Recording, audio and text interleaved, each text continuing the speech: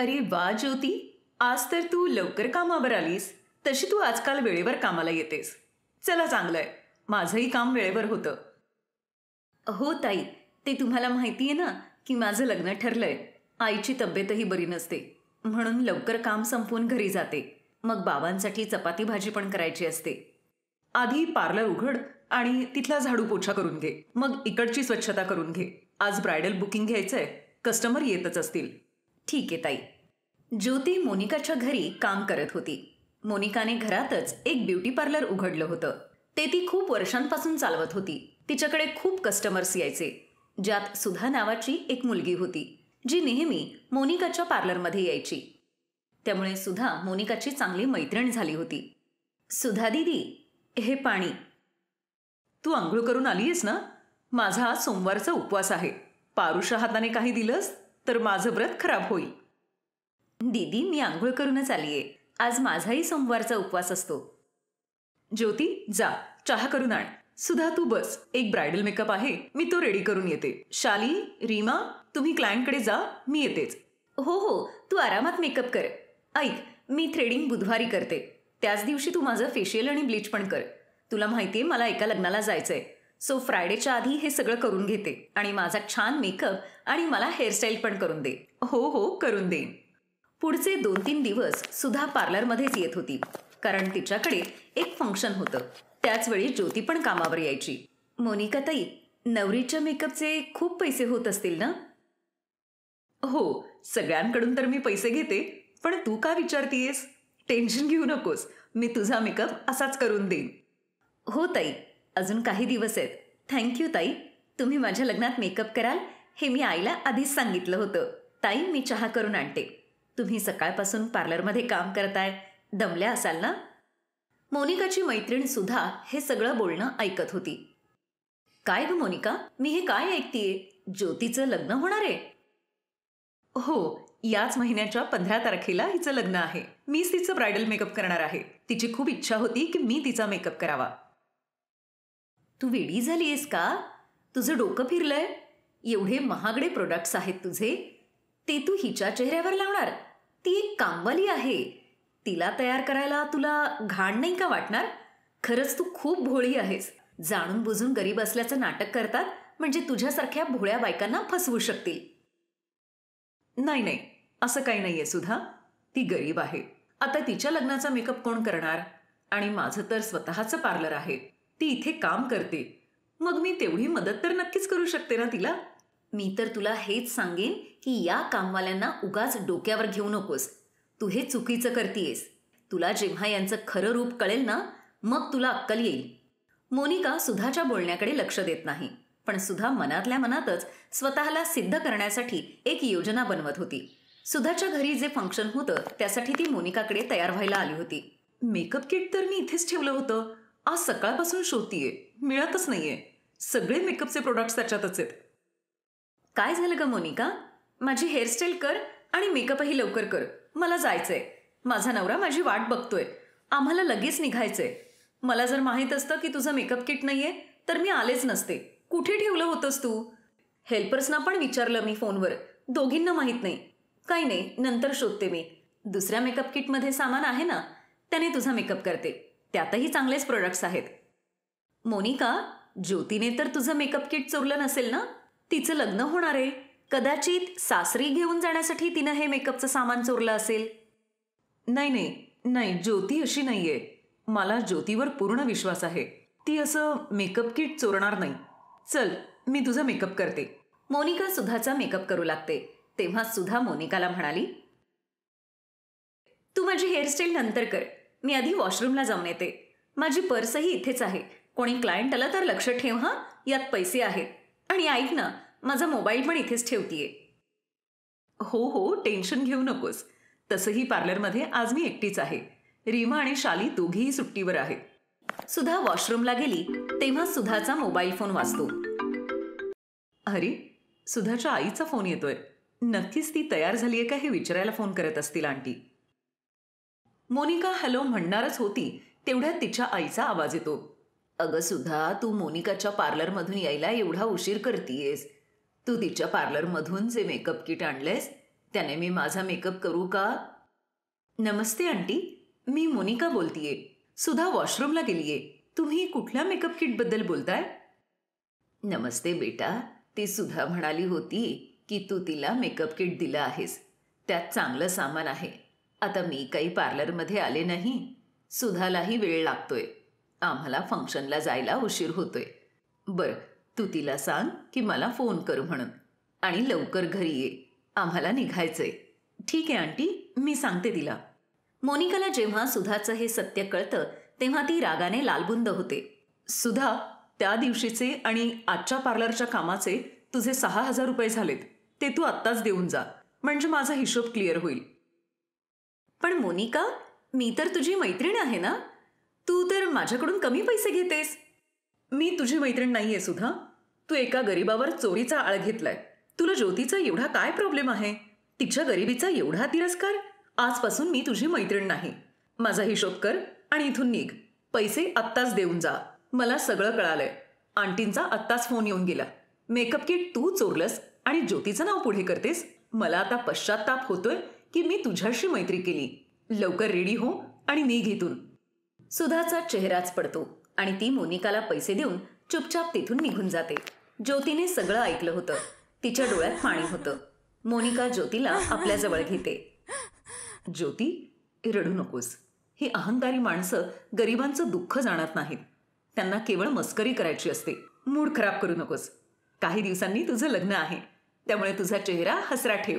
मी तुझा इतका सुंदर मेकअप करीन की सगळे लोक तुलाच बघत राहतील. आणि हो, मी तुझ्यासाठी एक घागरा पण खरेदी केलाय. माझ्याकडून ते तुझं लग्नाचं गिफ्ट आहे. ताई, तुम्ही खरंच खूप चांगल्या आहात. देव तुमच्या सगळ्या इच्छा पूर्ण करू दे. ज्योतीच्या लग्नाचा दिवस येतो. मोनिकाने ज्योतीसाठी खूप सुंदर घागरा खरेदी केला होता.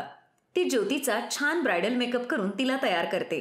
ज्योतीच्या सासरकडचे आणि तिचे आई वडील जेव्हा तिला असं तयार झालेलं पाहतात तेव्हा खूप खुश होतात.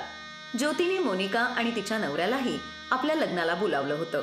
मोनिका आणि तिचा नवरा श्रीमंत होते. ते ज्योतीच्या आईला काही पैसे देतात, जेणेकरून लग्नात त्यांना त्याची मदत होईल.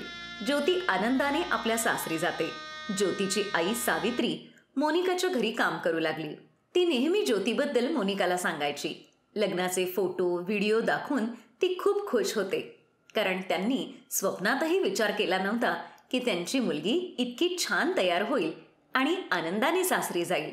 मोनिका पण ज्योतीबद्दल हे सगळं छान ऐकून खूप खुश होते.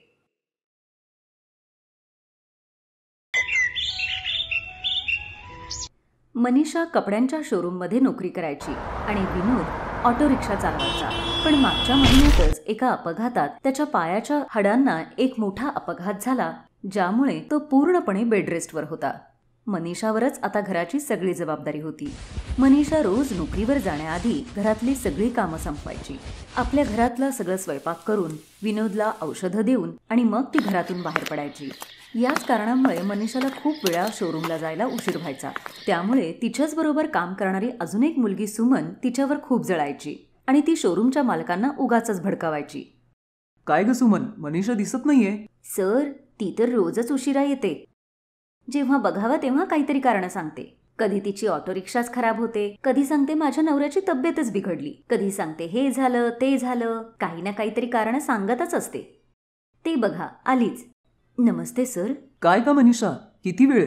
घड्याळात टाइम बघितलास? ही वेळ झाली शोरूमला येण्याची. 10 वाजताची वेळ आहे आणि आता 10:15 वाजलेत. 15 मिनिटं उशिरा आलीस तू. सर, मी 10 वाजेपर्यंत येते, पण आजच उशीर झालाय. पण सुमन तर सांगतेय तू रोजच उशिरा येतेस. याचा अर्थ सुमन खोटं बोलतीये. आता तर मी माझ्या डोळ्यांनी पाहिलं. चांगली नाटकं करतेस तू. उगाच कारण सांगतेस. आता सणासुदीच्या दिवसात इथे कस्टमर जास्त वाढतील. सुमन एकटी कसं काय सांभाळेल सगळं? जा आता जाऊन काउंटरवर आपलं काम कर. आणि दुपारी जेवणाची वेळ तुला फक्त 15 मिनिटाची मिळेल, अर्ध्या तासाची नाही. मनीषा चुपचाप काउंटरवर जाऊन उभी राहते आणि कस्टमर्सना साड्या दाखवते. सुमन मनातल्या मनात हसत होती, कारण मनीषाला ओरडल्यामुळे ती खूप खुश होती. मनीषाने सकाळपासून काहीच खाल्लं नव्हतं, कारण घरातली कामं करता करता तिला खायला वेळच मिळत नव्हता. ती बिचारी पूर्ण दिवस काउंटरवर उभी राहून कस्टमर्स बघत होती आणि सुमन उगाच काही ना काहीतरी कारण काढून स्टोअर रूमला जायची आणि काहीतरी खाऊन किंवा मोबाईल बघत बसायची. मनीषाने पूर्ण दिवस काहीच खाल्लं नव्हतं आणि संध्याकाळी जेव्हा ती घरी आली तर घरच्या कामामध्ये बिझी झाली. तिची सासू घरातलं काही काम करत नव्हती, फक्त सगळा दिवस बसून राहायची. विनोदची काळजी घेणं, घरातलं काम करणं, केवळ याच्यातच मनीषाचा सगळा दिवस जायचा. काय झालं सोनबाई, रात्रीचं जेवण द्यायला आज खूपच उशीर झाला तुला. आंटी आई बस आमटीला फोडणीच घालतीये. तुला माहितीये मला रात्रीची गोळी घ्यायची असते. तू जर एवढ्या उशिरा जेवायला दिलंस तर मी औषध कधी घेऊ. जरा तरी विचार कर सोनबाई. मनीषा जरा पाणी दे मला. हो आत्ता देते. असंच घरातलं आणि बाहेरच्या कामामध्ये मनीषाचे दिवस जात होते.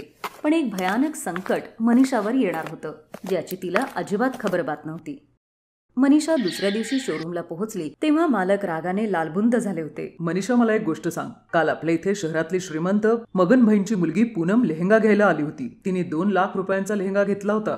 काल मी तुला त्या लेहंग्याबद्दल सांगितलं होतं की तो फिनिशिंगला लगेचच जाईल म्हणून. नीट सांभाळून ठेव म्हणून. आपल्या शोरूम मध्ये त्या लेहंगाचा फक्त एकच पीस उरला होता, जो पूनमला आवडला होता. तुला कल्पना आहे तो लेहंगा एका बाजूने फाटला गेलेला आहे. सीसीटीव्ही कॅमेरात सगळ्यात शेवटी त्या लेहंग्याला तूच हातात घेतलं होतंस असं दिसतंय. खरं खरं सांग, तो लेहंगा फाटला कसा? कारण सगळ्यात शेवटी तू शोरूम मधून बाहेर पडलीस. नाही सर, तो लेहंगा मी नाही फाडला. माझ्यावर विश्वास ठेवा. मला काही एक ऐकायचं नाहीये. तुला मी संध्याकाळी 6 वाजेपर्यंतची वेळ देतो. तू हा लेहंगा काही करून मला ठीक करून देशील, नाहीतर पूर्ण 2 लाख रुपये तुला मला द्यावे लागतील. माझं नुकसान झालं नाही यात. आता जा इथून आणि लेहंगा नीट करूनच घेऊन ये, नाहीतर माझे पैसे घेऊन ये, नाहीतर पोलिसांना तुझ्या घरी पाठवीन. मनीषा बिचारी हात जोडून विनवणी करत होती, पण शोरूमच्या मालकांनी काही ऐकलं नाही. मनीषा रडत रडतच घरी येते. तेव्हाच तिची नजर एका म्हाताऱ्या आजींवर पडते, जी आजी रस्ता क्रॉस करत होती आणि एक गाडी त्यांच्यासमोर येणारच होती. मनीषा पटकन त्या म्हाताऱ्या आजींना बाजूला घेते आणि त्यांचा जीव वाचवते. अहो आजी जरा हळू, आता त्या गाडीने तुम्हाला उडवलं असतं. खूप उपकार झाले ग पोरी तुझे. काय करू, मला डोळ्यांनी नीट दिसत नाही, त्यामुळे रस्त्यावरची गाडी मला नीट दिसतच नाही. आजी तुमच्या हातातून ही पोटली पडली होती, हे घ्या. पोरी तुला माहितीये, या पोटलीमध्ये एक रेशीम कपडा आहे, ज्याच्यापासून आपण कुठलाही एक जादुई पोशाख बनवू शकतो. एकेकाळी मी एक खूप मोठी जादूगरीण होते आणि या कपड्यापासून खूप सुंदर सुंदर पोशाख मी तयार करायची. पण वयामानानुसार आता मला नीट दिसत नाही आणि मला भीती वाटते की माझ्या म्हातारपणामुळं हे कापड जर माझ्यापासून चोरून नेलं तर, म्हणून मी ते असं बांधून माझ्या जवळच ठेवते. पण मला असं वाटतं आता मी काही जास्त दिवस जगू शकणार नाही आणि या दुनियेत माझं कोणीही नाहीये. त्यामुळं हा रेशीम कपडा मी तुला देते. याच्या मदतीने तू कुठलाही पोशाख बनवून तो विकू शकतेस आणि तू तुझा स्वतःचा व्यवसाय करू शकतेस. आजी आज तर तुम्ही खरंच माझ्यासमोर एक देवाचं रूपच घेऊन आलेला आहात. तुम्ही हा कपडा मला देऊन माझ्यावरचं एक खूप मोठं संकट तुम्ही दूर केलं आहे. तुम्ही माझ्याबरोबरच का नाही येत? मी तुम्हाला माझ्याबरोबरच ठेवू इच्छिते. नाही गप्पोरी, आता मी जीवनाच्या अशा वाटेवर आहे की कधी तो बोलवेल हे सांगता येत नाही. त्यामुळं मी त्या देवाच्या मंदिरातच माझे दिवस काढू इच्छिते. मनीषाचा निरोप घेऊन ती म्हातारी आजी तिथून निघून गेली. मनीषा त्या रेशमी कपड्याला घेऊन आपल्या घरी आली. ती थोडी घाबरलेली होती. तिने हळूच ते कापड काढून आपल्या खोलीत पसरवलं. हे जादुई रेशीम कापडा, मला जसा हवाय तसा लेहंगा तू माझ्यासमोर आणशील का? बघता मनीषाच्या समोर अगदी सेम तसाच लेहंगा येतो जो शोरूम मधून गायब झाला होता. मनीषाला हे बघून खूप आनंद होतो. तिचं सगळं टेन्शनच दूर झालं होतं. ती तो लेहंगा पॅक करते आणि शोरूम मध्ये घेऊन येते. तो लेहंगा नीट झालेला बघून शोरूमचा मालक खूप खुश होतो. आता त्याला उलट प्रश्न करण्याची काही संधीच नव्हती. सर, मी तुमच्या शोरूमची नोकरी सोडतीये. जिथे विश्वास नाही तिथे मला काम करायचं नाही. मला माफ करा. मनीषा नोकरी सोडून घरी येते. मनीषा त्या रेशीम कपड्याच्या सहाय्याने सुंदर सुंदर लेहंगे बनवून शहरातल्या मोठमोठ्या दुकानात विकायला लागली. ते लेहंगे दिसायला इतके सुंदर होते की सगळ्या कस्टमर्सना ते खूप आवडायचे. केवळ त्याच शहरात नाही तर इतर शहरांमध्ये सुद्धा मनीषाचे लेहंगे विकले जात होते. हे बघून तिचा नवरा आणि सासू खूप खुश झाले. मनीषाने त्या रेशीम कपड्याबद्दलची सत्यता त्या दोघांनाही सांगितली होती. ज्या शोरूम मध्ये मनीषा नोकरी करत होती त्या मालकांना हे सत्य कळालं होतं की सुमनच खरी गुन्हेगार आहे. तिनेच तो लेहंगा जाणून बुजून फाडला होता. त्यामुळे मालकांनी तिला नोकरीवरून काढून टाकलं आणि मनीषाची माफी देखील मागितली. मनीषाने त्यांना माफ तर केलं, पण त्यांना तिने लेहंगे विकले नाहीत. त्यामुळे दुःखी होऊन ते तिथून निघून गेले. हळूहळू मनीषाने एका चांगल्या हॉस्पिटलमध्ये विनोदचे उपचार केले. तोही बरा झाला. आता तर तोही मनीषाबरोबर लेहंग्याच्या व्यवसायात तिची मदत करायचा.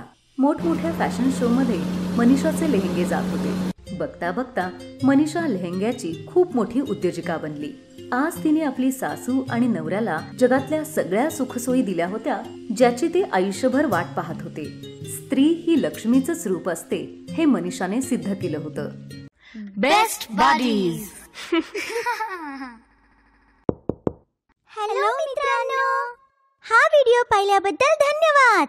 जर तुम्हाला हा व्हिडिओ आवडला असेल तर कृपया लाईक, सबस्क्राईब आणि कमेंट नक्की करा. आणि हो, शेअर करायला पण विसरू नका. अजून असेच मजेदार व्हिडिओ पाहण्यासाठी खाली दिलेल्या घंटीला दाबा. बघत रहा बेस्ट बडीज.